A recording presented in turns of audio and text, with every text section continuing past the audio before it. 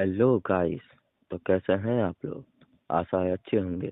Late video के लिए माफ़ी चाहता हूं। तो आइए आगे जानते हैं कि हमारी कहानी में क्या होता है। चलिए शुरू करते हैं बिना किसी देरी के। वीडियो में आगे बढ़ने से पहले अगर आप हमारे चैनल पर नए हैं तो सब्सक्राइब करना ना भूलें और बेल आइकन भी प्रेस करके ऑल पर सेट कर दें, जिससे आप हमारी नई वीडियो सबसे पहले देख पाएंगे। So let's begin. कुछ देर के लिए मोहिनी का पूरा शरीर ठंडा पड़ गया था। वो अपनी आंखें बड़ी करते हुए उन दो लोगों को देख रही थी जो पीछे की सीट पर बैठे हुए थे। वो दोनों कोई और नहीं बल्कि मोहिनी की माँ प्रमिला और उनका भाई उपमन्यु था। उस वक्त मोहिनी के दिमाग में भी ख्याल आ रहे थे कि या तो उन दोनों पर चिल्ला उठेगी या फिर वो उस कार से बाहर निकल जाएगी। ये सब सोचते हुए मोहिनी ने कहा, माँ, आप दोनों यहाँ क्या कर रहे हैं? आपको पता है ना कि मैं कोई पिकनिक के लिए नहीं जा रही हूँ। राजीव आप दोनों को लेकर आया है। इतने में राजीव भी कार के अंदर बैठा और उसने मोहिनी को इंटरप्ट करने की बिल्कुल भी कोशिश नहीं की। दूसरी तरफ प्रमिला बोल पड़ी और उसने कहा, हमें पता है तुम दोनों पिकनिक के लिए नहीं जा रहे हो, इसीलिए हम लोग भी अग्रवाल ग्रुप का डिनर अटेंड करने के लिए आ रहे हैं। राजीव ने मुझे बताया था कि एक इन्विटेशन पर फैमिली मेंबर को साथ लेकर जाने की छूट है, तो ऐसे में देखा जाए तो मैं राजीव के इन्विटेशन के साथ अंदर जाऊंगी और तुम उपमन्यु को अपने साथ लेकर जाना। हम भी हाई फाई लोगों की पार्टी एंजॉय कर लेंगे, इसमें बुराई क्या है? आगे चलकर जब तुम्हारी और राजीव की शादी हो जाएगी तब तुम दोनों की कंपनी मिलकर एक बड़ी कंपनी बनेगी और तुम सेलिब्रिटी बन जाओगे। अब मैंने सुना है कि तुम्हें अग्रवाल ग्रुप से भी काम मिल गया है, तो इसमें देखा जाए तो फिर तुम्हें फेमस होने से कोई रोक नहीं सकता। और तुम्हारे फेम के साथ साथ हमें भी तो अपना स्टेटस मेंटेन करना होगा ना, तो ऐसी पार्टीज में जाकर कहीं ना कहीं हमारी भी प्रैक्टिस हो जाएगी। मोहिनी को समझ नहीं आ रहा था कि प्रमिला को ये लॉजिक किसने दिया था। ये सोचते हुए मोहिनी ने अपनी नजर राजीव की तरफ घुमाई और गुस्से से उसे देखा, लेकिन उस वक्त अगर मोहिनी कुछ भी कहती तो 3 लोग उसके साथ लड़ने के लिए तैयार हो जाते। ये सब सोचते हुए मोहिनी ने अपने हाथ में पहनी हुई घड़ी की तरफ देखा। वो पार्टी के लिए पहले से ही आधा घंटा लेट थी और ज्यादा बहसबाजी में पड़कर लेट नहीं होना चाहती थी। इसीलिए उसने कमांडिंग वॉइस के साथ राजीव से कहा, ठीक है चलो। मोहिनी के इतनी आसानी से मान जाने के बाद प्रमिला ने अपनी गर्दन उपमन्यु की तरफ घुमाई और मुस्कुराते हुए अपना हाथ हवा में उठाया। दोनों माँ बेटे ने हाई फाई करते हुए अपनी खुशी जताई और जब मोहिनी के कान में जैसे उनके हाथों की टकराहट की आवाज आई तभी मोहिनी ने कस के अपनी आंखें बंद कर ली। शाम का समय होने की वजह से ट्रैफिक बहुत ज्यादा था। मोहिनी के गुस्से को देखते हुए प्रमिला और उपमन्यु एक दूसरे से बात कर रहे थे। उनकी बातों में पार्टी को लेकर एक्साइटमेंट साफ नजर आ रही थी, लेकिन राजीव चुप था। अकेले 1.5 घंटे में कार धौलाकुआं पहुंच गई थी। ताज होटल के बाहर गार्ड ने सबसे पहले राजीव का इनविटेशन देखा और कार को अंदर आने दिया। थोड़ा आगे बढ़ते ही एक और आदमी सभी की कार को पार्क करने के लिए वहां खड़ा था। राजीव ने पीछे की तरफ झुकते हुए प्रमिला से कहा, आप लोग कार से उतर जाइए। पहले प्रमिला और उपमन्यु बाहर निकले और फिर राजीव ने अपनी कार की चाबी गार्ड के हाथ में रखते हुए उतरने से पहले मोहिनी की तरफ देखा और मोहिनी के हाथ में हाथ रखकर कहा, टेंशन मत लो, सब कुछ अच्छा ही होगा। इतनी बड़ी पार्टी में कोई ध्यान नहीं देने वाला है कि कौन किसके साथ आया है और कौन किसके साथ नहीं। मोहिनी ने फिर से गुस्से में राजीव की तरफ देखा और झटके से कार का दरवाजा खोलकर बाहर निकल गई। वैसे तो वहां मौजूद लोगों की सुंदरता में कोई कमी नहीं थी, लेकिन फिर भी जब मोहिनी बाहर निकली तो सबकी नजरें उसकी तरफ घूमी और आसपास के लोगों के जहन में एक ही बात आई कि ये कौन है। हालांकि हाई फाई सोसाइटी में किसी एक को इज्जत देना लोग अपनी शान के खिलाफ समझते थे, इसीलिए सबने यही सोचा कि एक बार मोहिनी पार्टी हॉल तक पहुंच जाए तो उसके बाद उसके साथ बातचीत करके उसके बारे में जानने की कोशिश करेंगे। साथ ही मोहिनी के पहनावे को देखकर गार्ड भी उसके साथ अच्छी तरह से पेश आते हुए बोला, मैम आप इस तरफ से चलिए।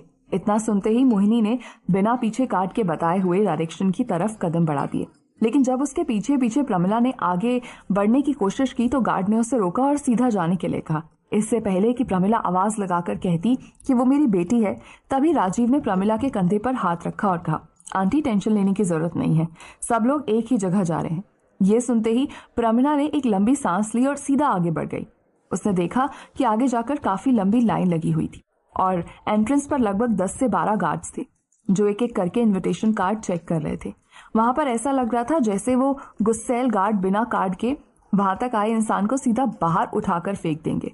उनके चेहरे साफ बता रहे थे कि उनको इस बात से कोई फर्क नहीं पड़ता कि किसका स्टेटस कितना बड़ा है। ये सब देखते हुए प्रमिला लाइन में लगे हुए कभी पीछे मुड़ती तो कभी आगे की लाइन में खड़े लोगों को गिनने लगती। उसे जल्द से जल्द अंदर जाना था। उसके मन में एक ही ख्याल घूम रहा था कि आखिर अंदर किस तरह की सजावट की गई होगी। क्या पार्टी फिल्मों की जैसी होगी? वैसे तो प्रमिला ने अपनी शादी के बाद कई सारी पार्टीज देखी थी, पर वो ताज होटल पहली बार आ रही थी।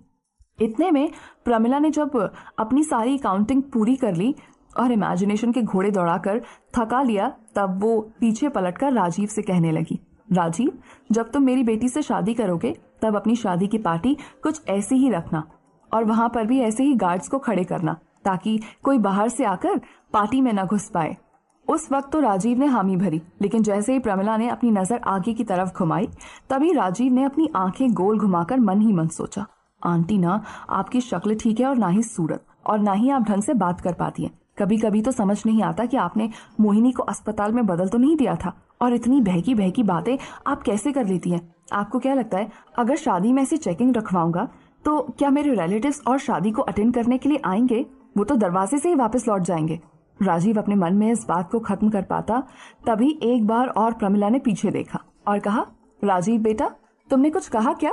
लो, अब ये अंतर्यामी भी हो गई। अपने मन में इतना दोहराकर राजीव ने मुस्कुराते हुए ना में सर हिला दिया। तभी प्रमिला यहाँ वहां देखकर अपना नंबर आने तक टाइम पास करने के बारे में सोचने लगी। उसने सबके पहनावे को सर से लेकर पैर तक देखा और साथ ही मेकअप भी ऑब्जर्व करने लगी। उसने अपने मन में कई सारे ब्रांड्स काउंट किए। इस वक्त उसे अपनी किटी पार्टी की औरतें याद आ रही थी। उसके साथ वहां खड़े होकर गॉसिप कर सकती थी, क्योंकि प्रमिला का मन कुछ इसी तरह का एंटरटेनमेंट ढूंढ रहा था। इतने में अचानक प्रमिला ने कुछ ऐसी चीजें देखी, इसके बाद उसे अपनी आंखों पर भरोसा ही नहीं हुआ। उसने जोर से आंखें बंद की और मन ही मन कहा, ये क्या, ये यहाँ कैसे हो सकता है? मैं जरूर कोई सपना देख रही हूँ। इतना कहकर प्रमिला ने जब आंखें खोली तो देखा कि अधीर उसके ठीक दाएं तरफ खड़ा अपनी गर्दन को मलते हुए अंगड़ाई ले रहा था। उसे देखकर ऐसा लग रहा था कि वो अभी अभी बिस्तर से उठकर आया हो। कुछ ही देर बाद प्रमिला ने देखा कि उसने सीधा एंट्रेंस गेट की तरफ देखा और चलकर अंदर की तरफ जाने लगा। उसने एक ब्लू कलर की शर्ट और ब्लू कलर का पजामा पहना हुआ था। ऐसा लग रहा था जैसे वो उसका नाइट गाउन हो, और उसके बाल बिखरे हुए थे। आंखें अब भी हल्की फुल्की नींद में नजर आ रही थी। इससे पहले कि प्रमिला अपने मन में उसे कोसते हुए कह पाती, भिखारी कहीं का, तब उसने देखा कि वो कॉन्फिडेंस के साथ चलते हुए बिना किसी लाइन को फॉलो करते हुए एंट्री गेट के पास पहुंच चुका था और उसे किसी ने नहीं रोका। साथ ही ऐसा लग रहा था जैसे गार्ड ने उसे देखा ही नहीं, वो उनके लिए मिस्टर इंडिया बन गया हो। कुछ देर के लिए प्रमिला अपने आप को यही समझाती रही, ये जरूर कोई हम शक्ल होगा, क्योंकि जो आदमी उसकी बेटी से पैसे मांगकर अपना दिन चलाता था वो इतने बड़े होटल में इतने कॉन्फिडेंस के साथ कैसे घूम सकता था। यही बात उसके दिमाग में घूम रही थी।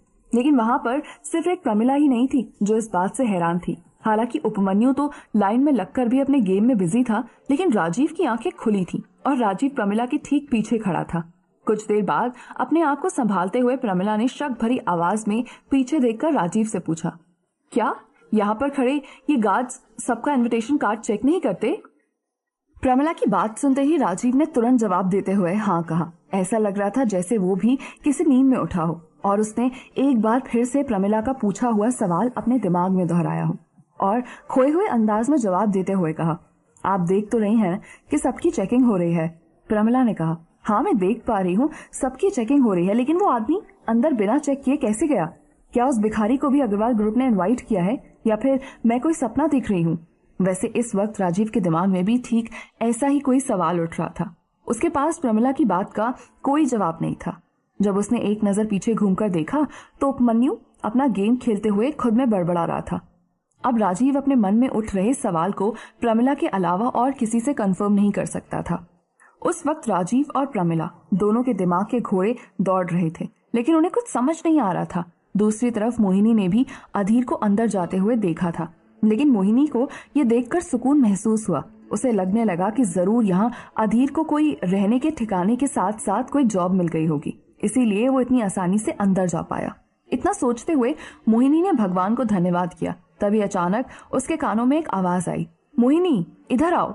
मोहिनी जहाँ खड़ी थी उसके ठीक बगल वाली लाइन में कुछ पीछे से ये आवाज आ रही थी। जब मोहिनी ने देखने की कोशिश की तो ये आवाज प्रमिला की थी।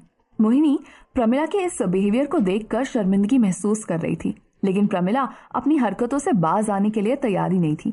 आखिरकार मोहिनी को लाइन छोड़कर प्रमिला के पास जाना पड़ा। जब वो प्रमिला के आगे आकर खड़ी हुई तब प्रमिला ने कहा, तुम अकेली वहां क्यों चली गई? मुझे भी साथ लेकर जाना चाहिए था ना। वैसे भी मेरी एंट्री तुम्हारे इनविटेशन कार्ड के थ्रू होने वाली है। इतना कहकर एक बार के लिए प्रमिला चुप हो गई और फिर उसने खुसफुसाते हुए अंदाज में कहा, क्या तुमने उसे देखा? वो बिना किसी को अपना इनविटेशन कार्ड दिखाए सीधा अंदर घुस गया। समझ नहीं आ रहा ये कैसे रूल्स हैं। उस भिखारी को कैसे अंदर आने जाने दिया?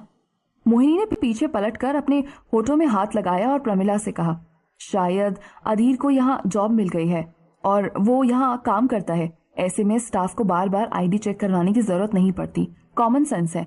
माँ, थोड़ा तो दिमाग लगाओ। मोहिनी की बातें राजीव के कानों तक पहुंच पा रही थी। तभी राजीव के कलेजे को भी ठंडक महसूस हुई। वैसे भी राजीव और प्रमिला के लिए अधीर एक सिक्योरिटी गार्ड से ज्यादा कुछ नहीं हो सकता था। फिर भी प्रमिला कहती है, लेकिन मोहिनी, एक नौकर फ्रंट डोर से कैसे जा सकता है, वो भी वीवीआईपी गेस्ट के सामने? मोहिनी ने अपनी माँ की बात को नजरअंदाज किया और सामने देखा। आगे सिर्फ 2 लोग बचे हुए थे जिन्हें अपना इनविटेशन कार्ड चेक करवाना था। उनके चेक करवाते ही मोहिनी का नंबर आया। मोहिनी ने अपने चेहरे पर मुस्कुराहट रखते हुए अपना इनविटेशन कार्ड गार्ड के हाथ में दिया और अपनी माँ के कंधे पर हाथ रख के गार्ड से कहा, ये मेरे साथ है। क्या होगा जब प्रमिला पहली बार अधीर का नया रूप देखेगी? क्या प्रमिला की वजह से इस पार्टी में मोहिनी को शर्मिंदा होना पड़ेगा? क्या सच्चाई पता चलते ही राजीव उसे एक्सेप्ट कर पाएगा? तो दोस्तों, आगे क्या होगा इस रोमांचक कहानी में, जानने के लिए इसे सुनते रहिए। मोहिनी के आगे बढ़ते ही राजीव ने अपना इनविटेशन गार्ड के हाथ में रखा और यहाँ मोहिनी प्रमिला को अपने साथ लेकर अंदर आ गई। तभी प्रमिला ने देखा कि आगे रिसेप्शनिस्ट सबको वेलकम कर रही थी। उसने एक प्रिंटेड साड़ी पहनी हुई थी और उसके चेहरे पर मुस्कुराहट थी। जब उसने प्रमिला को वेलकम कहा तभी प्रमिला वहीं रुक गई और उसने रिसेप्शनिस्ट से कहा, आपने अच्छी व्यवस्था की है, लेकिन एक बात मुझे ठीक नहीं लगी। जिस दरवाजे से आपके गेस्ट अंदर आ रहे थे, इस दरवाजे से आपके नौकरों को भी अंदर आने की इजाजत दी है आपने। ये बात ठीक नहीं है। रिसेप्शनिस्ट ने गौर से प्रमिला की बात को सुना और उसके बाद अपनी मुस्कुराहट पर कोई बदलाव न लाते हुए कुछ कहती इससे पहले प्रमिला और रिसेप्शनिस्ट के ठीक बीच में आते हुए अग्रवाल ग्रुप की फ्लोर मैनेजर ने कहा, मैडम, यहाँ पर काम करने वाले एम्प्लॉयज को हम नौकर नहीं कहते और अगर आपको स्टाफ की इस गेट से एंट्री होने की कोई प्रॉब्लम है तो हम उसमें आपकी कोई मदद नहीं कर पाएंगे। बस इतना कह सकते हैं कि अगर आप हमारी सर्विसेज से खुश नहीं हैं तो आप वापस जा सकती हैं। Thank you. फ्लोर मैनेजर की बात को सुनकर प्रमिला भड़क उठी और उसे चुप कराना मुश्किल हो गया। मोहिनी को पता था कि हो ना हो प्रमिला आगे जाकर उसको शर्मिंदा जरूर करेगी, इसीलिए कुछ देर तक मोहिनी ने अपनी माँ को चुप करने की पूरी कोशिश की, लेकिन जब वो थक गई तो उसने हाथ बांधे और किनारे खड़ी हो गई। इधर राजीव प्रमिला को इस तरह देखकर हैरान था। उसने सोचा भी नहीं था कि प्रमिला इतनी बड़ी जगह पर आने के बाद भी अपना देहातीपन छोड़ेगी नहीं। इससे पहले कि प्रमिला पूरा ताज होटल अपने सर पे उठा लेती तभी उसकी नजर सामने पड़ी और वो चुप हो गई। साथ ही उसने पलटकर राजीव की तरफ देखा। राजीव प्रमिला को हैरान देखकर कुछ देर तक सोचने लगा। तभी प्रमिला ने कहा, तुमने कहा था तुम्हारी फैमिली से कोई नहीं आने वाला। राजीव प्रमिला की बात का जवाब देता तभी उसकी नजर भी सामने पड़ी। उसने देखा कि उसका बाप संजय भारद्वाज उससे कुछ ही दूरी पर खड़ा था। वो काफी थका हुआ लग रहा था और उसकी शक्ल पे 12 बजे हुए थे। अपने आप की हालत को देखकर राजीव तुरंत तेज चाल से संजय के पास गया और उसने पूछा, क्या हुआ पापा, तबीयत तो ठीक है ना? आप इतने वीक क्यों लग रहे हैं? संजय ने नजर उठाकर चारों तरफ देखा। जैसे ही उसकी नजर फ्लोर मैनेजर से टकराई तभी उसने राजीव से कहा, बेटा, अब मोहिनी एंटरप्राइजेस के शेयर हमारे हाथ में नहीं है। अग्रवाल ग्रुप का कहना है कि हमने इलीगल तरीके से मोहिनी एंटरप्राइजेस के शेयर खरीदे थे, जिसके कारण मुझे लगभग 4 पन्ने का अपॉलॉजी लेटर लिखना पड़ा और शेयर भी वापस करने पड़े। ये सुनते ही राजीव हैरान हो गया, लेकिन उस वक्त वो उस बात पर कोई रिएक्ट नहीं कर सकता था। उसे तो ये भी नहीं पता था कि मोहिनी इस बारे में क्या जानती है। साथ ही अपने बेटे के चेहरे पर गुस्सा देखते हुए संजय ने उसके कंधे पर हाथ रखा और कहा, पार्टी खत्म हो जाने दो बेटा, उसके बाद इस बारे में बात करेंगे। राजीव अपने बाप को बहुत अच्छी तरह से जानता था। संजय ने कभी किसी के सामने बेमतलब के घुटने नहीं टेके थे। अगर आज वो हार मानता है तो इसका मतलब अग्रवाल ग्रुप जरूर उसके साथ बहुत सख्ती से पेश आएगा। ये सोचते हुए राजीव ने एक नजर अपने पापा को गौर से देखा और फिर लंबी सांस लेते हुए हामी भरी। दोनों बाप बेटों की बातें इतने धीमे स्वर में चल रही थी कि सामने खड़ी मोहिनी, प्रमिला और उपमन्यु को बिल्कुल भी आवाज नहीं आई। तभी प्रमिला ने हैरत नजर से फ्लोर मैनेजर की तरफ देखा और मोहिनी के करीब जाकर कहा, लगता है कुछ तो गड़बड़ हुई है, वरना ये ऐसी बातें नहीं करते। मोहिनी गुस्से में अपनी माँ से कहती है, इस कंपनी ने मुझे बहुत बड़ा काम दिया है माँ, इसीलिए दूसरों के मामले में टांग मत डालो और चुपचाप पार्टी एंजॉय करो और निकलो यहाँ से। प्रमिला ने अपनी बेटी को सर से पैर तक देखा और कहा, तुम्हारी तमीज कहाँ गई है बेटा, अपनी माँ से ऐसी बातें करते हैं क्या? प्रमिला की बात सुनकर मोहिनी ने अपनी आंखें गोल घुमाई। तभी प्रमिला राजीव की तरफ बढ़ने लगी। मोहिनी उसे रोकना चाहती थी, लेकिन प्रमिला तेज चाल से चल रही थी। दूसरी तरफ राजीव अपने बाप संजय भारद्वाज से कहता है, मैं जानता हूं कि आप मोहिनी कॉर्पोरेशन के शेयर हाथ से चले जाने की वजह से परेशान हैं, लेकिन मेरे पास उसके लिए बहुत अच्छा प्लान है। आप टेंशन मत लीजिए, वो शेयर कैसे गए हैं वैसे वापस भी आ जाएंगे। अपने बेटे को इतने कॉन्फिडेंस में देखकर संजय ने उसके कंधे पर हाथ रखा। इससे पहले कि राजीव अपनी बात को आगे बढ़ाते हुए कुछ कह पाता, तभी उसकी नजर प्रमिला पर पड़ी और राजीव ने कहा, इनसे मिलिए पापा, यह है प्रमिला चड्ढा, मोहिनी चड्ढा की माँ और मेरी होने वाली सास। अपने बेटे का कॉन्फिडेंस और उसकी बातें सुनने के बाद संजय की जान में जान आई और उसे लगने लगा कि भारद्वाज ग्रुप का लीडर बनने के लिए उसका बेटा पूरी तरह से तैयार है। इतना सोचते हुए संजय ने पहले प्रमिला से हेलो कहा और फिर अपने बेटे की पीठ थपथपाते हुए प्रमिला को आगे चलने का इशारा करते हुए अपने बेटे के साथ पार्टी हॉल की तरफ चला गया। मोहिनी उन दोनों के हाव भाव से समझ पा रही थी कि उनके बीच में क्या बात हुई होगी, लेकिन यहाँ उपमन्यु उसके बगल में खड़ा अभी भी अपने गेम में व्यस्त था। तभी मोहिनी ने उपमन्यु के हाथ से फोन छीना और अपने पर्स में रखते हुए कहा, गेम खेलना था तो घर पे ही रहता।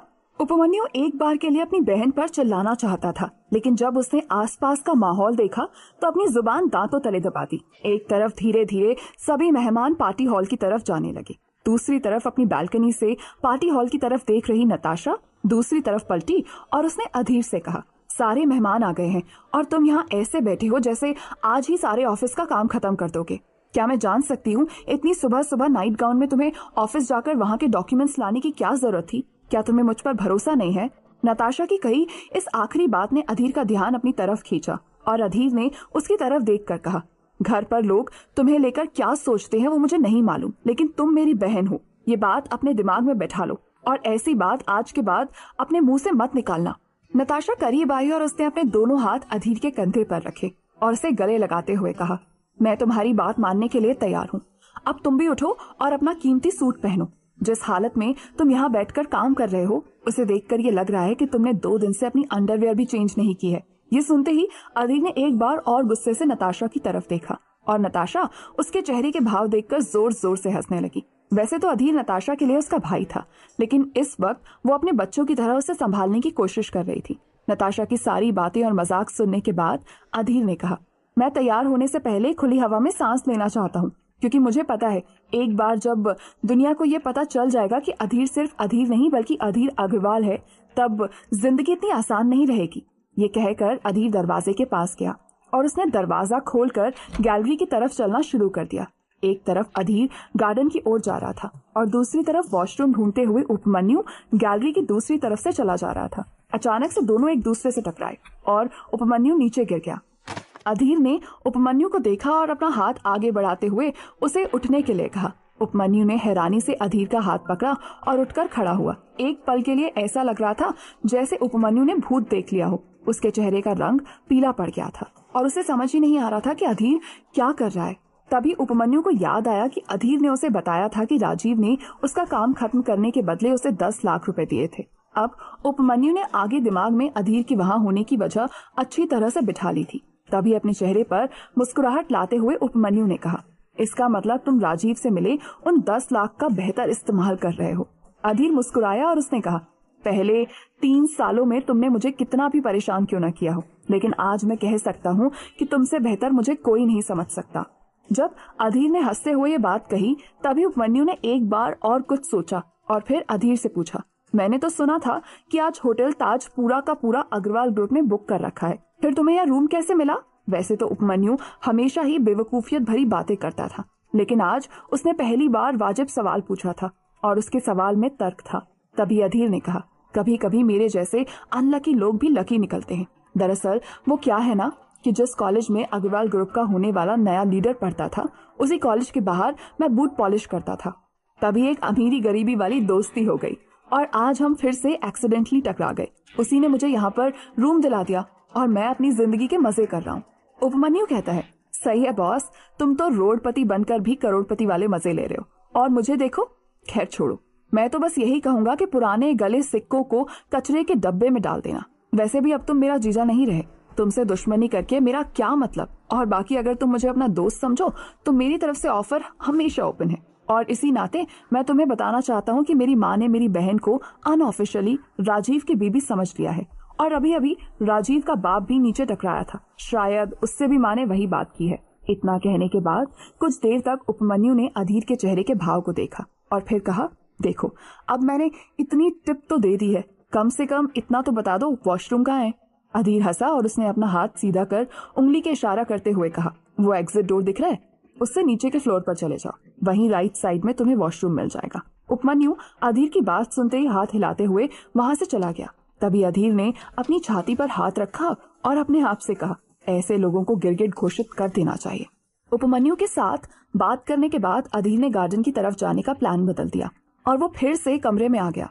दूसरी तरफ सभी मेहमानों के बीच प्रमिला उनके पहने गहने और कपड़ों की तारीफ कर रही थी और एक एक डिटेल मोहिनी को बता रही थी। मोहिनी के लिए अपनी माँ को उस पार्टी में झेलना मुश्किल होता जा रहा था। तभी मोहिनी ने प्रमिला से कहा, माँ तुम यहीं पर रहो, मैं तुम्हारे लिए ड्रिंक लेकर आती हूँ। इससे पहले कि प्रमिला उसे रोक पाती, मोहिनी तेज चाल में पार्टी के दूसरे छोर पर जा पहुंची। उसने बार काउंटर पर अपना हाथ टिकाया और एक गहरी सांस ली। रेड गाउन में अपनी सुंदरता को बार काउंटर के साथ में बिखेरते हुए देखा। वहां मौजूद अमीर और एवरेज दिखने वाले लड़कों की नजर मोहिनी पर पड़ी। मोहिनी उनकी निगाहों को देखकर उनकी इंटेंशन पता लगा सकती थी, लेकिन इस वक्त उसके लिए प्रमिला की बातें झेलना ज्यादा मुश्किल हो रहा था। तभी वो पलटी और उसने बारटेंडर से कहा, ब्लैकबेरी ब्रीजर प्लीज। इस पार्टी में इतना सुंदर मेकअप और पहनावा करने के बाद अगर कोई लड़की सिर्फ ब्रीजर मांगे तो कैसा लगेगा। मोहिनी के ठीक बगल में खड़े एक लड़के ने कहा। इतने में बारटेंडर ने ब्रीजर की बोतल का ढक्कन खोलकर मोहिनी की तरफ बढ़ा दिया और मोहिनी ने बोतल उठाते हुए कहा, इतनी बड़ी पार्टी में आकर भी अपनी बदतमीजी का परिचय देते हुए जो अपनी औकात बताए तो कैसा लगेगा। इतना कहकर मोहिनी वहां से चली गई और वो लड़का अपने मुंह से धुआं छोड़ते हुए एक्शन करते हुए बोला, टू हॉट। मेरा तो तन बदन जल गया। जैसे जैसे मोहिनी पार्टी में मौजूद लोगों को देख रही थी वैसे वैसे उसे लग रहा था कि आखिर नताशा ने उसे ही स्पेशल इनविटेशन देकर क्यों बुलाया। क्या अग्रवाल ग्रुप के होने वाले लीडर को उसके पोटेंशियल के बारे में कोई जानकारी थी? क्या वो मोहिनी कॉर्पोरेशन को सपोर्ट करना चाहता था? पर इससे भी बड़ी बात यह थी कि मोहिनी को कैसे जानता था। मोहिनी इन ख्यालों में खोए हुए ब्रीजर की खूंट लगा ही रही थी कि तभी नताशा मंच में आई और उसने माइक अपने हाथ में लिया। क्या नताशा अग्रवाल ग्रुप के लीडर का नाम अनाउंस करने वाली थी? क्या होगा जब मोहिनी को उसके सवालों का जवाब मिलेगा? अग्रवाल ग्रुप के लीडर के अनाउंसमेंट से लोग सरप्राइज होंगे या शॉक्ड? तो दोस्तों आगे क्या होगा इस रोमांचक कहानी में, जानने के लिए सुनते रहिए। नताशा ने एक सिल्वर कलर का फॉर्मल गाउन पहना हुआ था। वो उसमें काफी खूबसूरत लग रही थी, लेकिन उसका डोमिनेटिंग नेचर उसके ड्रेसअप में साफ नजर आ रहा था। तभी उसने अपनी बड़ी बड़ी आंखों को दाएं से बाएं और बाएं से दाएं घुमाते हुए सभी गेस्ट को एक नजर देखा। उसके बाद अनाउंसमेंट करते हुए कहा, आज की शाम एक लीडर के नाम। हम सबको पता है कि आज हमारे यहाँ गैदरिंग करने का सिर्फ एक ही मकसद है, लेकिन हम अग्रवाल ग्रुप के नए लीडर को जान सके, इसीलिए मैं कहना चाहूंगी कि अग्रवाल ग्रुप के नए लीडर को अनाउंस करते हुए और मंच में बुलाते हुए मुझे बहुत खुशी हो रही है। So ladies and gentleman, please give big hand applause to new leader of Agarwal group, Adhir Agarwal. सभी लोग तालियों की गड़गड़ाहट करने लगे और सबके चेहरे पर खुशी थी, लेकिन सबकी ज्वेलरी और कपड़े देखते हुए जब प्रमिला ने ये नाम सुना तो वो पत्थर की तरह जम गई। उसे अपने कानों में भरोसा ही नहीं हो रहा था। उसने कहा, मेरे दिमाग में अधीर का नाम इतना बैठा है कि मैं जहां तहां यही सुन रही हूँ। जरूर मेरे कान खराब हो गए हैं। वैसे तो प्रमिला अपने मोहल्ले में दूसरों की बातों को सुनने के लिए सबसे ज्यादा फेमस थी। उसे अपने कामों में इतना भरोसा था कि वो दावे के साथ कह सकती थी कि वो दीवार के पार की बात भी गौर से सुन सकती थी, लेकिन इस बात पर वो बिलीव करने को तैयार नहीं थी। इसीलिए एक ही बात बड़बड़ाई जा रही थी, नहीं नहीं ये सच नहीं हो सकता। लेकिन वहां पर सिर्फ एक प्रमिला नहीं थी जिसे इस बात का धक्का लगा था। वैसे तो मोहिनी को भी समझ नहीं आ रहा था कि उसने जो सुना वो सच है या गलत। अग्रवाल ग्रुप का नया लीडर अधीर कैसे हो सकता है, या सिर्फ ये कोई और अधीर होगा। इतने में उसी भीड़ में कोने में बैठे उपमन्यु ने भी अधीर का नाम सुनने के बाद अपना गेम बीच में छोड़ दिया। साथ ही राजीव ने अपनी आंखों में सवालिया भाव लिए प्रमिला की तरफ देखा। वो पार्टी सबके लिए अब तक एक खुशनुमा थी, लेकिन अब प्रमिला, उपमन्यु और राजीव के लिए इसका मतलब बदल गया था। इतने में राजीव ने अपने आप से अपनी गर्दन रगड़ते हुए कहा, मैं भी क्या बेकार में परेशान हो रहा हूँ। इस दुनिया में एक नाम के कई लोग हो सकते हैं। इस बात को उसने एक बार नहीं बल्कि कई बार अपने दिमाग में दोहराया और फिर ये भी कहा कि अग्रवाल ग्रुप को क्या यही नाम रखना था। इतने अमीर इंसान के पास तो इतनी सारी चॉइसेस हो सकती थी, फिर नाम में कंजूसी क्यों करती। आज तक मैं जिस नाम से एक निकम्मे को जानता था, उसी नाम से एक अरबपति को भी जानूंगा। ये सोचते हुए राजीव बार बार अपने मन में एक ही बात दोहरा रहा था, वो अधीर नहीं बल्कि सेम नाम का कोई और इंसान होगा। इतने में सबकी नजर एक ही जगह गड़ी हुई थी कि कब कार्टून खुलेगा और वो इंसान दुनिया के सामने आएगा जिसका इंतजार हो रहा है। इतने में स्पॉटलाइट के द्वारा एक पाथ क्रिएट हुआ और कर्टन खुलते ही दो पैर उजाले में नजर आए। जैसे जैसे अधीर आगे बढ़ा वैसे वैसे स्पॉटलाइट उसके पैरों में होते हुए उसके चेहरे तक बढ़ने लगी, लेकिन स्पॉटलाइट की गति इतनी धीमी थी कि राजीव को लग रहा था उसे हार्ट अटैक आ जाएगा। दूसरी तरफ मोहिनी सोच रही थी, अगर गलती से भी उसका एक्स हस्बैंड अधीर निकला तो उसको कितना बुरा लगेगा कि जिस इंसान को वो इतने सालों से एक कूड़ेदान की तरह ट्रीट कर रही थी, वो आज इतनी बड़ी कंपनी का मालिक निकला। वहीं प्रमिला अपनी छाती पर हाथ लगाए खड़ी गौर से लाइट को देख रही थी और यही सोच रही थी कि यह लाइट इतनी धीमी गति से क्यों चल रही है। साथ ही नताशा अपनी अनाउंसमेंट को जारी रखते हुए कहती है, आखिर सबका इंतजार खत्म हुआ। मैं पहले ही यहाँ मौजूद सभी लड़कियों को कह देती हूँ कि दिल थाम कर रखिए, क्योंकि आपका दिल आपके हाथ में जाने वाला है। और ऐसा इसीलिए नहीं होगा कि अग्रवाल ग्रुप का लीडर हैंडसम है, बल्कि इसीलिए होगा कि ये शख्स हैंडसम होने के साथ साथ जवान है, जिसके पास बेशुमार दौलत है और वो दुनिया को जीतने की काबिलियत रखता है। आखिरकार वो चेहरा दुनिया के सामने आ गया, जिसे देखने के लिए सब बेसब्री से इंतजार कर रहे थे। लोगों ने एक बार और ताली बजाई, लेकिन मोहिनी को बहुत बड़ा धक्का लगा। उसके मुंह से आह निकल गई और वो अपने कदमों को संभाल नहीं पाई, इसीलिए बार काउंटर पर टिक कर खड़ी हो गई। दूसरी तरफ उपमन्यु को लगने लगा कि उसे बिना पिए ही शराब चढ़ गई है, इसीलिए उसने अपने बगल में खड़े वेटर से कहा, जल्दी से एक गिलास पकड़ा, नहीं तो मैं यहीं खुदकुशी कर लूंगा। उपमन्यु ने अपने हाथ में गिलास लिया और एक घूंट में पूरा गिलास गटकते हुए अपनी माँ के बगल में गया और उसने अपनी माँ के कान में कहा, माँ, लगता है गेम खेलते खेलते मेरी आंखें खराब हो गई हैं, मुझे खुली आंखों से सपने दिख रहे हैं। उस वक्त प्रमिला को देखकर ऐसा लग रहा था कि वो इंच भर भी नहीं हिल पाएगी। यहाँ तक कि उसने तो अपनी सांस भी रोक ली थी, सिर्फ आंखें फाड़े सामने देख रही थी। लेकिन सबसे बड़ा धक्का तो राजीव को लगा था, जिसे वो डिलीवरी बॉय समझ रहा था। वो इतना बड़ा आदमी निकला। तभी उसने अपने पापा की तरफ देखा। संजय ने उसके सामने सर झुका लिया था। हालांकि संजय को अधीर के 3 साल की जर्नी की कोई नॉलेज नहीं थी, लेकिन राजीव कंपनी के साथ अपने लॉन्ग टर्म रिश्ते बनाने के बारे में सोच रहा था। उसने अनजाने में उस कंपनी के साथ लंबी दुश्मनी मोल ले ली थी। अब तो राजीव मन ही मन सोच रहा था कि वो घर से बाहर निकलकर हर भिखारी के पैर पड़ेगा, क्योंकि कोई भरोसा नहीं कि कब कौन सा भिखारी उठकर किस कंपनी का लीडर बन जाए। बार काउंटर पर इस तरह हताश निराश अपने शरीर को सहारा देकर खड़ी मोहिनी को देखकर बार टेंडर ने कहा, मैडम, आपकी तबीयत ठीक है?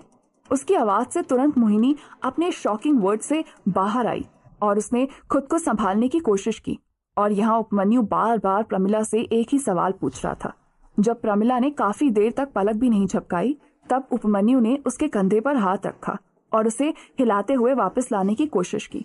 प्रमिला तुरंत जोर से चिल्लाई। तभी उपमन्यु ने प्रमिला के मुंह पर हाथ रखकर कहा, अब तो जो होना था हो चुका है, उस पर शोक मनाने से क्या फायदा। इसीलिए कहते हैं ना लोग, अच्छा करोगे तो अच्छा ही पाओगे। अब हमने तो अच्छे कर्म किए नहीं है जो हमें इस बदलाव से कुछ अच्छा मिल पाए। उपमन्यु के शब्दों ने प्रमिला को वो सारे दिन याद दिला दिए जब जब प्रमिला ने अधीर के साथ ज्यादती की थी। इतने में अधीर ने नताशा के हाथ से माइक लिया और सभी मेहमानों को वहां आने के लिए धन्यवाद कहते हुए ये अनाउंस किया कि आने वाले समय में अधीर नए और छोटे बिजनेसमैन को भी काम देने के बारे में सोचेगा। और इस बारे में अधीर ने पहले ही एक अच्छी रिसर्च की हुई है और कुछ इन्वेस्टमेंट प्लान भी बनाए हैं, जिसका बजट लगभग 500 करोड़ के आसपास है। अधीर की अनाउंसमेंट सुनने के बाद सब ने फिर से तालियां बजाई और अधीर ने मेहमानों को डिनर एंजॉय करने के लिए कहा और खुद नताशा के साथ मंच के नीचे उतर गया। भले ही अधीर का ओहदा अब काफी बड़ा हो चुका था, लेकिन फिर भी उसने सभी मेहमानों को ग्रीट किया और उनके पास जाकर उनके हालचाल पूछा। जब अधीर ऐसा कर रहा था तो राजीव अपना मुंह छुपाए यहाँ से वहां घूम रहा था और उसने अधीर से बचने की काफी कोशिश की। साथ ही प्रमिला भी उसके पीछे पीछे खुद को अधीर से बचाने की कोशिश करने लगी, लेकिन मोहिनी पार्टी हॉल के अंत में एक बार काउंटर के पास ही खड़ी रही। उसे पता था कि जो गलतियां उसने की हैं उसका फल तो उसे ही भुगतना पड़ेगा। जब प्रमिला ने देखा कि अधीर अपने सभी मेहमानों से मिलने के बाद एक जगह खड़ा होकर नताशा से बात कर रहा है, तब वो पिछली रात के बारे में सोचने लगी, जब उसने अधीर को अपनी पार्टी में बुलाया था और उसे बेइज्जत किया था। साथ ही वो अपने किए के लिए पछताने लगी और सोचने लगी कि अगर उसने अपनी बेटी को डिवोर्स लेने के लिए फोर्स नहीं किया होता तो आज वो खुद को शाबाशी दे रही होती। इतना सोचते हुए उसकी नजर राजीव पर पड़ी। राजीव उसे अब अधीर के सामने छोटा लगने लगा था। उस वक्त ये पछतावा प्रमिला और उपमन्यु दोनों के चेहरे पर दिख रहा था। हालांकि अधीर की नजर भी उन पर पड़ गई थी, लेकिन अधीर उनके पास जाकर खुद की बेइज्जती नहीं करवाना चाहता था, इसीलिए वो आगे बढ़ा और उसकी नजर बार काउंटर पर खड़ी मोहिनी पर पड़ी। उसने अपने कदम मोहिनी की तरफ मोड़ लिए। तब मोहिनी के दिल की धड़कन तेज हो गई थी। साथ ही मोहिनी उन सभी दिनों को याद करने लगी जब उसने अधीर से कहा था कि वो किसी काम का नहीं है, सड़क पर बैठा कुत्ता भी उससे ज्यादा बेहतर होता है, कम से कम होता तो है और अधीर को तो इतना भी नहीं आता। अपनी कही हुई आवाज मोहिनी के दिमाग में घूम रही थी और वो सोच रही थी कि अगर अधीर ने उसकी उन सब हरकतों का बदला लेने की कोशिश की तो वो क्या करेगी, लेकिन अधीर ने ऐसा कुछ नहीं किया। वो आगे बढ़ा और उसने वेटर की ट्रे से 2 ग्लास वाइन के उठाए और एक हाथ मोहिनी की तरफ बढ़ाते हुए कहा, मिस मोहिनी, पार्टी में आने के लिए बहुत बहुत धन्यवाद। जब अधीर ने इस तरह के फॉर्मल शब्दों का इस्तेमाल किया तब मोहिनी को एहसास हुआ कि उन दोनों के बीच में कितना बड़ा अंतर है। अधीर के ये शब्द उसे सुई की तरह चुभ रहे थे। कल तक वो अधीर की बीवी थी, लेकिन आज अधीर एक अरबपति था और वो एक छोटी सी कंपनी की मालकिन। इसके अलावा उनके बीच में अब कोई रिश्ता नहीं था। तभी राजीव ने सोचा नहीं था कि अधीर बार काउंटर तक भी जाएगा, इसीलिए वो मोहिनी के साथ कुछ ही दूरी पर बैठा अपना मुंह छुपा रहा था, लेकिन अधीर ने उसे देख लिया था और उसकी तरफ पलटते हुए अपने हाथ में पकड़ा हुआ वाइन का ग्लास उठाकर राजीव से कहा, मिस्टर भारद्वाज, मोहिनी कॉर्पोरेशन के जो शेयर्स आपके नाम पर थे उन्हें बेचने के लिए धन्यवाद। आपको मैं बताना चाहता हूं कि इसके बाद अग्रवाल ग्रुप से आपका कोई लेना देना नहीं रहेगा। अधीर ने ये बात कुछ ऐसे अंदाज में कही थी जैसे वो राजीव को धमकी दे रहा हो। जब राजीव को संजय ने बताया था कि मोहिनी कॉर्पोरेशन के सारे शेयर्स उनके हाथ से चले गए हैं, तब राजीव को समझ नहीं आ रहा था कि मोहिनी कॉर्पोरेशन जैसी कंपनी में किसे इन्वेस्ट करना होगा, लेकिन अब उसके लिए बात साफ हो गई थी और अधीर ने अपना पहला दाव भी खेल लिया था। हालांकि उस वक्त तो राजीव अधीर को देखकर मुस्कुरा रहा था, लेकिन उसके अंदर गुस्सा भरा हुआ था और वो मन ही मन सोच रहा था कि कभी कभी हाथी को गिराने के लिए चींटी भी काफी होती है। अगर मुझे इससे गिरना पड़ा तो मैं चींटी बनने के लिए तैयार हूँ। ऐसे तो राजीव अधीर दोनों के चेहरे पर मुस्कुराहट थी, लेकिन उनके बीच में जो द्वंद्व शुरू हो गया था उसे दोनों के बीच में खड़ी मोहिनी साफ देख सकती थी। साथ ही प्रमिला और उपमन्यु की नजर भी राजीव और अधीर पर पड़ी। तभी उपमन्यु ने कहा, मुझे नहीं लगता ये किसी को छोड़ने वाला है, ये हम सबसे बदला लेगा। हमने इसके साथ बहुत बुरा व्यवहार किया है, अब इसकी बारी है। ये सुनते ही प्रमिला की शक्ल रोने जैसी हो गई थी। क्या राजीव अधीर के सामने खड़ा उठने की हिम्मत कर पाएगा, या मोहिनी और अधीर के बीच सिर्फ बिजनेस रिलेशनशिप ही रह जाएगा? क्या अधीर अपना पास्ट भूलकर आगे बढ़ेगा या सबसे बदला लेगा?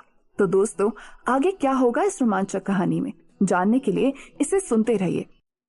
वाइन की ग्लास से एक घूंट वाइन का पीने के बाद अधीर ने राजीव की आंखों में देखा और कहा, अब मोहिनी कॉर्पोरेशन पर तुम्हारा कोई जोर नहीं है और ना ही तुम्हारे उन बोर्ड मेंबर्स का जो तुम्हारे साथ साठ गांठ बिठाकर उस कंपनी को हथियाना चाहते हैं।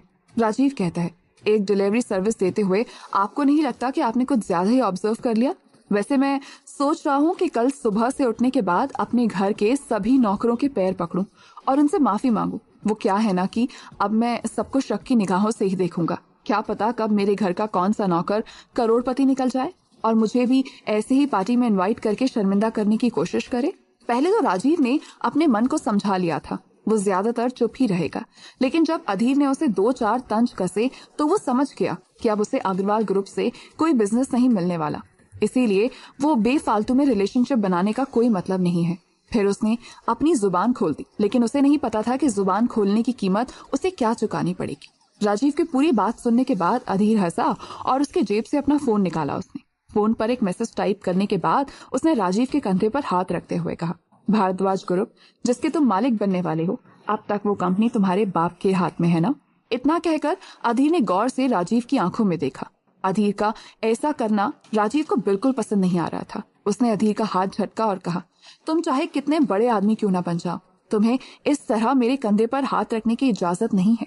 अधीर ने बड़े अदब के साथ कहा, अगर तुम संजय भारद्वाज के सचमुच जायज बेटे हो तो यहाँ आने से पहले तुम्हें कम से कम अपने बाप से बात कर लेनी चाहिए थी।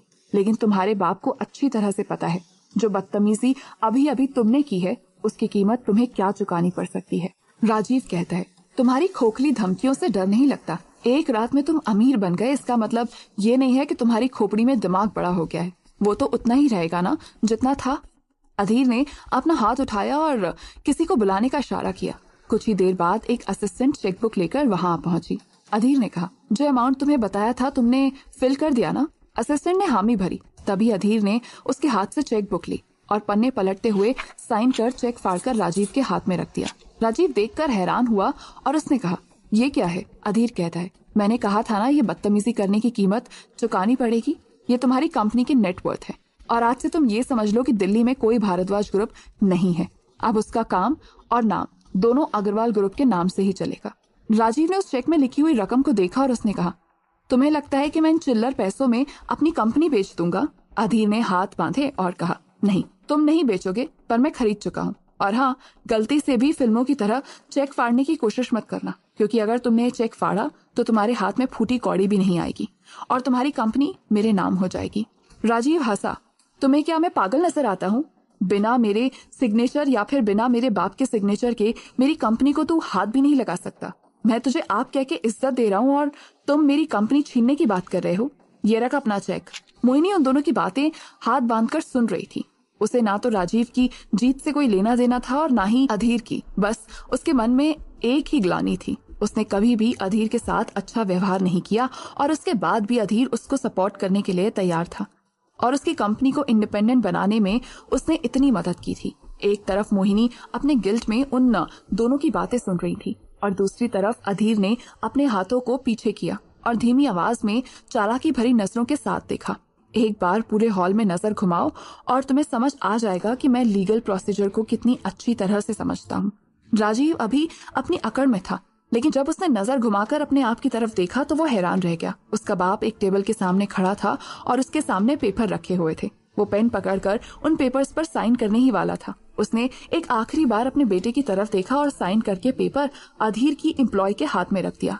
ये देखकर राजीव अपना आपा खो बैठा और अधीर वहां से मुस्कुराते हुए आगे बढ़ गया। इतने में राजीव ने अपना चमड़े का जूता निकाला और अधीर की तरफ फेंकते हुए उसे मारने की कोशिश की, लेकिन इससे पहले कि उसका जूता अधीर पर टपकता तभी बाउंसर्स बीच में आए और उसने जूता कैच करके राजीव के सामने रख दिया और कहा, सर इस तरह की हरकत मत कीजिए, नहीं तो हमें मजबूरन आपको उठाकर बाहर फेंकना पड़ेगा। वैसे अधीर सर ने कहा है कि हम आपकी 2 गलतियां माफ कर दें। एक गलती आप पहले ही कर चुके हैं जब आपने अधीर सर के साथ बदतमीजी की, और दूसरी ये थी।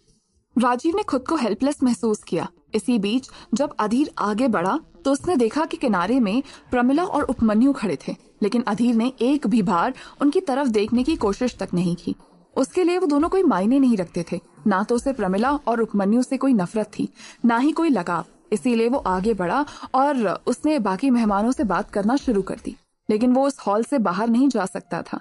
अगले 2 घंटे तक राजीव ने वहां रुककर खूब शराब पी और टाइम आते ही वो सीधा तेज चाल में दरवाजे से बाहर चला गया। संजय उसके पीछे पीछे दौड़ा चला जा रहा था और संजय ने पार्टी हॉल से बाहर जाते ही आवाज लगाकर राजीव को रोकते हुए कहा, इस तरह गुस्से में जाओगे तो और भी नुकसान होगा। राजीव पलटा और उसने कहा, नुकसान होने के लिए बचा ही क्या है, सब कुछ तो चला गया। आपने तो ऐसे साइन कर दिया जैसे आपको ये पूरा बिजनेस भीख में मिला हो या फिर आपकी कनपटी पर बंदूक लगाकर किसी ने साइन करवा लिया हो। संजय हाथ बांधकर राजीव के ठीक सामने जाकर खड़ा हो गया और उसने कहा, तुम्हें क्या लगता है मैंने खुशी खुशी साइन कर लिया? और तुम्हें किसने बताया कि वहां पर कोई बंदूक लेकर खड़ा नहीं था? ये पार्टी नहीं है, पूरा होटल अग्रवाल ग्रुप ने बुक किया था। राजीव के पास अपने बाप से कहने के लिए अब कोई भी शब्द नहीं बचे थे। वो सीधा कार के पास गया उसने दरवाजा खोलने की कोशिश की लेकिन कार का दरवाजा लॉक था। अंदर ड्राइवर चैन की नींद सो रहा था। तभी राजीव ने दरवाजे पर जोर से हाथ दे मारा, जिससे ड्राइवर की नींद खुली और वो हड़बड़ाते हुए उठा। उसने तुरंत कार का दरवाजा खोला। इससे पहले कि ड्राइवर माफी मांगता, राजीव ने गुस्से से कहा, चाबी दो। ड्राइवर अभी आधी नींद में था, इसीलिए उसे पहली बार में राजीव की बात समझ नहीं आई। राजीव ने थप्पड़ मारते हुए कहा, सुनाई नहीं देता, कार की चाबी दे।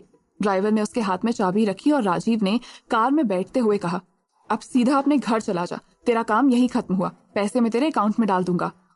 इससे पहले कि ड्राइवर कोई सवाल पूछ पाता, राजीव वहां से कार लेकर निकल पड़ा। पीछे संजय हैरान खड़ा था।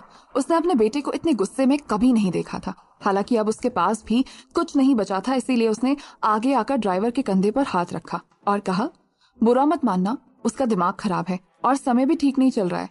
इतना कहकर संजय ने अपनी जेब से कुछ पैसे निकाले और ड्राइवर के हाथ में रखते हुए कहा, जा घर चला जा, कल से कोई नई जॉब ढूंढ लेना। ड्राइवर ने दबी हुई आवाज में कहा, लेकिन सर मेरी गलती क्या है? संजय तब तक अपने कदम आगे बढ़ा चुका था, पर ड्राइवर का सवाल सुनकर वो रुका और उसने पलट कर कहा, तेरी कोई गलती नहीं है, गलती किस्मत की है, तेरी नहीं, हमारी किस्मत की गलती। संजय ने जिस भाव से ये बात कही थी, ड्राइवर समझ गया था कि अब उसे बिना कोई सवाल पूछे अपने घर पर निकल जाना चाहिए। जैसे ही संजय वहां से निकला, वैसे ही उपमन्यु, प्रमिला और मोहिनी बाहर आए। रात के 2 बज रहे थे। उनके पास घर जाने के लिए कोई साधन नहीं था, क्योंकि आते वक्त वो राजीव के साथ आए थे। तभी मोहिनी ने कहा, कुछ देर रुकना पड़ेगा, मैं कैब बुक करती हूँ। काफी देर तक मोहिनी ने कैब बुक करने के लिए अलग अलग नंबर्स पर फोन लगाया, मोबाइल लोकेशन भी ट्राई किया, लेकिन वहां कोई भी कैब ड्राइवर आने को तैयार नहीं था। अधीर अपने कमरे की बालकनी से मोहिनी का स्ट्रगल करते हुए देख रहा था। इतने में अधीर मुड़ा और उसने टेबल पर रखा हुआ फोन उठाया, मगर इससे पहले कि वो नंबर डायल करके मोहिनी की मदद करने के बारे में सोचता, तभी नताशा वहां पहुंची और नताशा ने कहा, तुम्हें पता है ना, अब तुम अग्रवाल ग्रुप के लीडर हो। अधीर को नताशा की बात समझ नहीं आई और उसने फोन से नजर हटाकर नताशा की तरफ देखा और कहा, हाँ मुझे पता है, लेकिन तुम ये बातें क्यों दोहरा रही हो?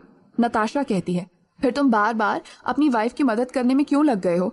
तुम्हें पता है ना, इतने मेहमानों के बीच में अगर हमारी कार मोहिनी और उसके परिवार को घर छोड़ने गई तो लोगों को क्या लगेगा? भले ही कोई भी हमारा कुछ नहीं बिगाड़ सकता, लेकिन हमें भी अपनी रेपुटेशन का ध्यान रखना पड़ेगा। नताशा की बात सुनने के बाद अधीर ने फोन टेबल पर रख दिया। तभी नताशा ने आराम से बिस्तर पर बैठते हुए कहा, वैसे आज तुम्हारे ससुराल वालों को गम तो बहुत हुआ होगा। अगर उनकी बेटी का तुमसे तलाक नहीं हुआ होता तो आज वो अरबपति के रिश्तेदार कहलाते और तुम्हारी बीवी तो आज जरूर घर जाकर रोने वाली है। अधीर ने अपने फोन पर एक मैसेज टाइप किया और फिर फोन टेबल पर रखते हुए नताशा के बगल में गया।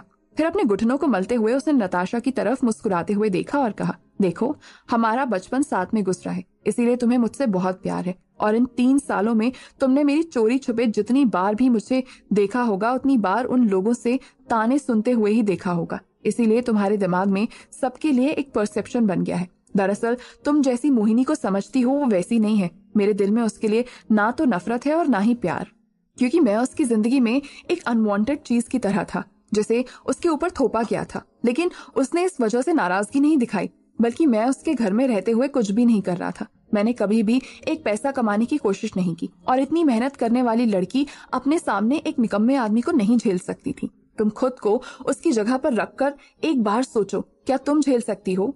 हाँ, मैं ये जरूर कह सकता हूँ कि मेरी सास और मेरा साला दोनों के दोनों ही बेकार थे और सिर्फ अमीर जीजा और अमीर दामाद चाहिए था उन्हें उनके ऊपर पैसा लुटा सके। लेकिन मोहिनी ने कभी ऐसा नहीं सोचा। क्या अधीर मोहिनी के लिए कार भेजेगा? अब राजीव आगे चलकर क्या करेगा? प्रमिला, जो कि राजीव को अपना दामाद बनाने के लिए उतावली हो रही थी, वो अपने दोस्तों से क्या कहेगी? तो दोस्तों, आगे क्या होगा इस रोमांचक कहानी में, जानने के लिए सुनते रहिए। एक तरफ अधीर नताशा को समझा रहा था तो दूसरी तरफ प्रमिला और उपमन्यु ताज होटल के बाहर फुटपाथ पर खड़े मोहिनी को देखते हुए लगातार पूछते जा रहे थे कि आखिरकार कैब कब आएगी। मोहिनी को गुस्सा आ रहा था और उसने चिल्लाते हुए कहा, आप लोग जब इस पार्टी के लिए आए थे, क्या आपने मुझसे पूछा था? फिर अभी मेरा दिमाग क्यों खराब कर रहे हो? देख रहे हो ना कि मैं ट्राई कर रही हूँ। मैंने कोई कैब एजेंसी नहीं खोल रखी है। जब भी फोन लगाऊंगी और 10 गाड़ियां यहाँ पर खड़ी हो जाएंगी। मोहिनी अपनी बात खत्म कर पाती तभी एक लंबी कार उसके सामने आकर रुकी। ड्राइवर ने विंडो सीट नीचे करते हुए मोहिनी से कहा, मोहिनी जी, मेरा नाम सुभाष है। दरअसल अधीर सर ने मुझे आपको घर छोड़ने के लिए कहा है। आइए कार में बैठिए। ड्राइवर की बात सुनते ही उपमन्यु और प्रमिला दोनों खुश हुए और उपमन्यु जाकर ड्राइवर के बगल में ही सीट पर बैठ गया और प्रमिला पीछे बैठकर मोहिनी को अंदर आने के लिए कहने लगी। मोहिनी इससे पहले कि कार में बैठी उसने नजर उठाकर होटल की तरफ देखा। वो जानना चाह रही थी कि आखिर अधीर को कैसे पता चला। उसके पास घर वापस जाने का कोई साधन नहीं था। तभी अचानक उसकी नजर एक बालकनी में पड़ी। इतने सारे कमरों के बाहर सारी लाइट्स में से सिर्फ एक ही बालकनी में उजाला नजर आ रहा था और बालकनी के पास दो लोगों के खड़े होने की शेडो बनी हुई थी। मोहिनी ने मान लिया कि उन लोगों में से एक अधीर ही होगा। उसने मन ही मन अधीर को धन्यवाद कहा और कार की पीछे की सीट पर बैठ गई। रात का समय था। दिल्ली की सीधी और सपाट सड़कों पर कार स्मूथली चल रही थी। इतने में मोहिनी ने कार की विंडो का कांच नीचे किया और खुली हवा में सांस लेने की कोशिश की। ड्राइवर ने मोहिनी को आंख बंद करके बाहर की तरफ देखते हुए देखा और एसी टर्न ऑफ कर दिया। तभी उपमन्यु ने अपना मुंह खोलकर ड्राइवर से पूछा, ड्राइवर भाई एक बात बताओ, तुम्हें ये किसने बताया कि हमारा घर कहाँ है, क्योंकि तुमने हमसे पूछा नहीं। उपमन्यु ने एक बहुत ही बेतुका सवाल पूछा था और ड्राइवर के चेहरे की मुस्कुराहट बता रही थी कि वो उपमन्यु से ज्यादा समझदार है। इसीलिए ड्राइवर कहता है, बस समझ लीजिए जिसने कार भेजी है उसी ने पता भी बताया है। जवाब सुनने के बाद उपमन्यु को लगा कि बड़े बड़े लोगों के ड्राइवर के भी बड़े तेवर होते हैं। इतना सोचने के बाद उसने दोबारा मुंह खोलने की हिम्मत नहीं की। कार की स्पीड सामान्य थी पर सड़क पर कोई ट्रैफिक नहीं था, इसीलिए धौला कुआं से द्वारका पहुंचने में ज्यादा समय नहीं लगा। अगले आधे घंटे में कार दरवाजे तक पहुंच चुकी थी। कार से उतरते ही मोहिनी ने ड्राइवर को धन्यवाद कहा। ड्राइवर ने मोहिनी का अच्छा व्यवहार देखकर गुड नाइट विश करने के बाद कार मोड़ी। अब तक घड़ी में सुबह के 3 बज चुके थे। तीनों का शरीर दर्द से टूट रहा था। जैसे ही मोहिनी ने बेल बजाई, प्रमोद ने आकर दरवाजा खोला और फिर सीधा अपने कमरे में चला गया। प्रमोद के अंदर ऐसी कोई जिज्ञासा नहीं थी जिसकी वजह से वो उनसे पार्टी के बारे में पूछे। इस कारण उसने रुकना भी ठीक नहीं समझा। अगली सुबह जब प्रमोद उठा तो उसने देखा कि मोहिनी सोफे पे सोई हुई थी और उपमन्यु और प्रमिला अपने अपने सर पर हाथ लगाकर आसमान की तरफ देख रहे थे। उन्हें देखकर ऐसा लग रहा था जैसे उनके ऊपर कोई वज्रपात हो गया हो। कुछ देर तक प्रमोद ने उन तीनों को गौर से देखा और फिर उसने सोचा कि वो जाकर मोहिनी को कमरे में सोने के लिए कहे, लेकिन जब वो उसके पास गया तो उसने देखा कि मोहिनी गहरी नींद में सोई हुई थी और इसीलिए उसने जगाना ठीक नहीं समझा और वो सीधा किचन में चला गया। प्रमोद के 2 चक्कर लगाने से भी उपमन्यु और प्रमिला पर कोई असर नहीं हुआ। उन दोनों की हरकत को देखकर प्रमोद समझ गया था कि जरूर पार्टी में कुछ तो ऐसा हुआ होगा जो वो उन दोनों को झेल नहीं पाए। हालांकि प्रमोद ने कल उन दोनों के घर से निकलते ही उन्हें रोकने के लिए कहा था, लेकिन प्रमोद की एक नहीं सुनी किसी ने। कुछ ही देर बाद प्रमोद चाय बनाकर लाया। उसने चाय के 2 कप उपमन्यु और प्रमिला के सामने रखे और कॉफी का 1 कप मोहिनी के सामने रखकर उसके सर पर हाथ फेरते हुए उसे जगाते हुए कहा, बेटा कॉफी पी लो और फिर अपने कमरे में जाकर सो जाओ। मोहिनी झटके से उठी और उसने घड़ी में देखा, सुबह के 8:30 बज रहे थे। तभी प्रमोद ने उसे शांत होने के लिए कहा और कॉफी का मग हाथ में पकड़ा दिया। इतने में प्रमोद प्रमिला की तरफ मुड़ा और प्रमोद ने प्रमिला के कंधे को थपथपाते हुए जैसे ही चाय पीने के लिए कहा, तभी प्रमिला जोर से चिल्लाई और उसने कहा, नहीं ये सच नहीं हो सकता, ये जरूर कोई सपना था। जो कुछ भी कल रात हुआ वो सब कुछ सपना था। प्रमिला की आवाज सुनकर उपमन्यु भी अपने ख्वाबों की दुनिया से बाहर आया। उसने अपनी माँ की तरफ देखा और कहा, अब पूरी जिंदगी भर हमें सपना ही देखना है माँ। अगर पहले से पता होता तो उसके साथ अच्छी तरह व्यवहार करते। वैसे एक बार इमेजिन करके देखो, अगर मोहिनी का डिवोर्स नहीं हुआ होता तो आज तुम अरबपति की सास होती और मैं अरबपति का साला और मेरी बहन अरबपति की बीवी। उपमन्यु की बात सुनकर मोहिनी ने गुस्से से उसकी तरफ देखा और कहा, तुम दोनों को जरा भी शर्म नहीं आती? एक बार भी नहीं सोचा कि तुमने कितनी बड़ी गलती की है? अब भी तुम्हारे अंदर लालच भरा हुआ है और तुम उसी नजर से चीजों को देख रहे हो। इतने में प्रमिला ने मोहिनी को डांटते हुए कहा, बेटा अभी अपना ज्ञान तू अपने पास ही रख। हर चीज में इतना लड़ना झगड़ना जारी रहता है तेरा। क्या एक बार ये नहीं कह सकती थी कि तुझे उसे डिवोर्स नहीं देना है? मोहिनी कहती है, गड़े मुर्दे मत उखाड़ो, अगर मैं बोलने लगी तो तुम लोग शर्मिंदा हो जाओगे। प्रमोद को लगने लगा था कि धीरे धीरे माहौल बिगड़ जाएगा और सुबह सुबह बहस छिड़ जाएगी। इसीलिए प्रमोद कहता है, तुम लोगों को नहीं लगता कि कुछ देर शांत होकर चाय पी जाए और उस बारे में बात की जाए जो हो सकता है? बेफालतू में पछताने से क्या फायदा? उपमन्यु कहता है, वैसे पापा ठीक कह रहे हैं। माँ तुम तो वैसे भी मेरी बहन की शादी राजीव से करवाने वाली थी, अगर बिलेनियर नहीं तो मिलेनियर ही सही, क्या कहती हो? प्रमिला कहती है, लेकिन अब मिलेनियर मिलीनियर नहीं रहा ना। तुमने देखा ना अधीर ने उसकी कंपनी को कैसे चुटकियों में खरीद लिया था, और वैसे भी उसके और उसके बाप के बीच चल रही बहस को भी सुना था। मुझे नहीं लगता अब उन दोनों के हाथ में कुछ बचा है। वो दोनों रातों रात कंगाल हो गए हैं। उपमन्यु कहता है, पॉजिटिव सोचो। तुमने देखा नहीं, अधीर ने उसे एक चेक दिया था। अब ऐसा तो नहीं होगा कि इतनी बड़ी कंपनी के बदले हजारों का चेक दिया होगा, जरूर करोड़ों का होगा। बस एक बार उस चेक की रकम पता करवाओ, उसके बाद सोचते हैं कि मोहिनी से उसका रिश्ता करवाना है या फिर नहीं। मोहिनी उठ खड़ी हुई और उसने अपने सामने रखा हुआ पानी का ग्लास उठाया और उपमन्यु के मुंह पर फेंकते हुए कहा, तुम कैसे भाई हो? क्या तुम्हारा लालच इतना बड़ा है कि तुम अपनी बहन का दाम लगाओगे? एक तो घर पर कुछ नहीं करते, मेरे पैसों का खा रहे हो और ऊपर से मेरा ही सौदा करने के बारे में सोच रहे हो। शर्म आनी चाहिए तुम्हें। इतना कहते ही जैसे ही मोहिनी उठी, उसके गले से मोतियों का हार टूटकर जमीन पर बिखर गया। मोहिनी को याद आया कि पिछली रात जब उसकी माँ कार में बैठे बैठे सो गई थी, तब उसका हाथ उस मोती की माला पर जा फंसा था। लेकिन उस वक्त मोहिनी ने एक सरल गांठ बांधकर उसे अटका लिया था, लेकिन रात में करवटें लेते हुए वो गांठ खुल गई थी। तभी मोहिनी उठी और उसने एक एक दाना मोती का उठाया और सामने पड़े हुए अखबार में जमा करते हुए उसे अपने कमरे की तरफ ले जाने लगी।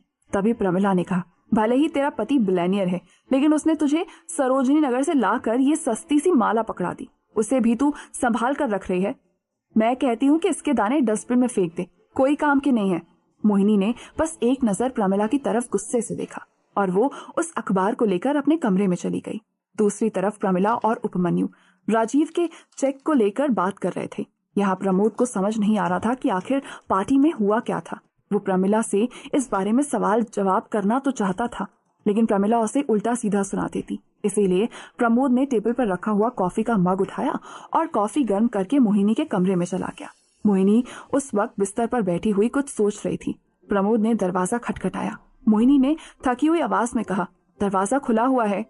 प्रमोद अंदर आया और उसने कॉफी का मग फिर से मोहिनी की तरफ बढ़ाते हुए कहा, बेटा तुम अपनी कॉफी नीचे ही भूल गई थी। मोहिनी ने दया की नजर से अपने पापा की तरफ देखा और कहा, ये सब करना छोड़ दीजिए पापा, अच्छा नहीं लगता। तभी प्रमोद कहता है, ये सब तो ठीक है बेटा, पर बता कल पार्टी में ऐसा क्या हुआ जिसके बाद तुम्हारी माँ और तुम्हारे भाई के चेहरे के रंग उड़े हुए हैं? मोहिनी ने कहा, कुछ नहीं पापा, बस वहाँ पता चला कि अग्रवाल ग्रुप का नया लीडर कोई और नहीं बल्कि अधीर है। ये सुनते ही पहले तो प्रमोद को अजीब लगा, फिर वो मुस्कुराते हुए बोला, मुझे तो वो लड़का पहले से ही जेंटलमैन लगता था। चलो अच्छी बात है, पर इतने सालों तक उसने इतना सब कुछ क्यों सहा? मोहिनी ने ना में सर हिलाते हुए अपने पापा से कहा, इस बात का जवाब उसके अलावा और कोई नहीं दे सकता पापा। और माँ तो इस बात से भी हैरान है कि अधीर ने राजीव की कंपनी खरीद ली है। अब राजीव के पास कोई बिजनेस नहीं है। कल तक माँ उसका नाम लेकर अपने दोस्तों के बीच में वाहवाही बटोर रही थी। अब पता नहीं वो कैसे अपने दोस्तों को बताएगी कि जिसे वो अपना होने वाला दामाद कह रही थी वो दिवालिया हो गया।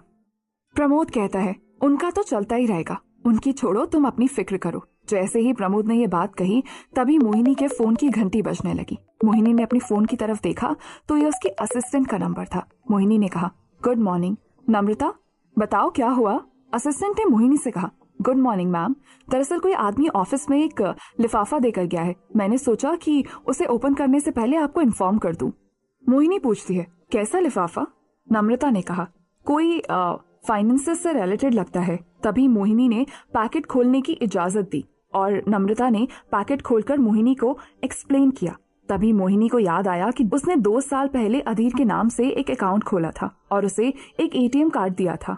मोहिनी नहीं चाहती थी कि अधीर रोज उसके सामने हाथ फैलाए, इसीलिए वो उसकी पॉकेट मनी इस बैंक अकाउंट में डाल देती थी और उसे लगता था कि अधीर जरूरत पड़ने पर उस पॉकेट मनी को निकालकर अपना काम चलाता है। लेकिन आज ये लिफाफा किस चीज से रिलेटेड था, ये बात मोहिनी को समझ नहीं आई। इतने में मोहिनी के फोन पर एक नोटिफिकेशन टोन आया। मोहिनी ने देखा कि अधीर के इस अकाउंट का नोटिफिकेशन है। मोहिनी को अधीर पर तब भरोसा नहीं था, इसीलिए उसने उसके बैंक अकाउंट में अपना ही मोबाइल नंबर ऐड किया हुआ था। मोहिनी ने जब अकाउंट में बैलेंस देखा तो वो हैरान रह गई। उसमें एग्जैक्ट उतने ही पैसे थे जितने की मोहिनी ने उसे पॉकेट मनी के रूप में दिए थे। इसका मतलब अधीर ने जितने भी पैसे आज तक मोहिनी से लिए थे वो उसके वापस कर दिए थे। ये सब देखते हुए मोहिनी सोच रही थी कि आखिर अधीर ने ऐसा क्यों किया। क्या वो मोहिनी को शर्मिंदा करना चाहता है? क्योंकि वो पहले से ही मोहिनी को 100 करोड़ दे चुका था।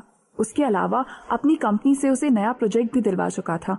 और जहां तक मोहिनी देख पा रही थी, उसे इस बात पर पूरा भरोसा था कि मोहिनी कॉर्पोरेशन के सारे शेयर खरीदकर उसके नाम पर भी अधीर नहीं किए होंगे। क्या मोहिनी का शक सही था? आखिर अधीर के मन में मोहिनी के लिए क्या फीलिंग्स थी? प्रमिला और उपमन्यु का लालच उन्हें कहां तक लेकर जाएगा? तो दोस्तों, आगे क्या होगा इस रोमांचक कहानी में, जानने के लिए सुनते रहिए।